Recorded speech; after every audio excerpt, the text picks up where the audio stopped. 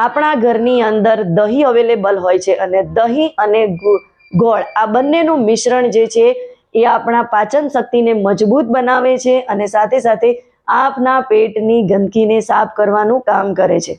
ગોળ શરીરને તરત જ એનર્જી પ્રદાન કરે છે અને દહીં શરીરને ઠંડક પહોંચાડે છે. એટલે એક રીતે જોવા જઈએ તો આ બંને વસ્તુ આપણા શરીરની એનર્જીમાં વધારો કરે છે, શક્તિમાં વધારો કરે છે.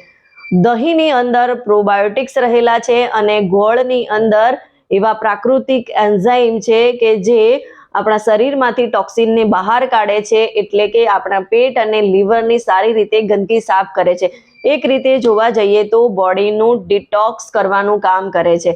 ગોળની અંદર પ્રાકૃતિક એન્ઝાઇમ હોય છે અને દહીંની અંદર પ્રોબાયોટિક રહેલા છે. આ બંને આપણા પાચન તંત્રને મજબૂત કરવાનું કામ કરે છે, એને સ્ટ્રોંગ બનાવે છે. તો આવી રીતે દહીં અને ગોળનું મિશ્રણ આપણને ખૂબ જ ઉપયોગી છે અને આની સાથે સાથે આપણે બીજી પણ કેટલીક બાબતોનું ધ્યાન રાખવું ખૂબ જરૂરી છે. જેમ કે આપણી બોડીને પાણીની જરૂર હોય છે, તો આપણું પાચન તંત્ર સ્વસ્થ રાખવું હોય, પેટની ગંદકીને સાફ કરવી હોય તો પ્રોપર માત્રામાં પાણી પીવું પણ ખૂબ જરૂરી છે. એટલે આપણે ભરપૂર માત્રામાં પાણી પીવું જોઈએ.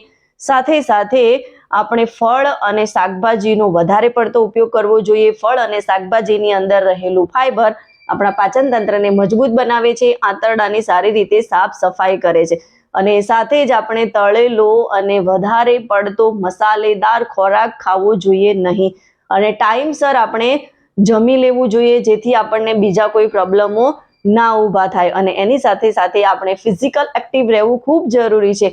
આપણા પાચન તંત્રને મજબૂત બનાવવા માટે આપણે વર્કઆઉટ કરવું જોઈએ અથવા તો એવી પેટ રિલેટેડ જે એક્સરસાઇઝ છે, યોગા છે, જેમ કે ઉત્તાન પાદાસન, વજ્રાસન, આવી જે અમુક એક્સરસાઇઝો છે, મુવમેન્ટો છે, એ આપણે કરતા રહેવી જોઈએ, જેથી આપણે આપણા પાચન તંત્રને વધારે મજબૂત બનાવી શકીએ.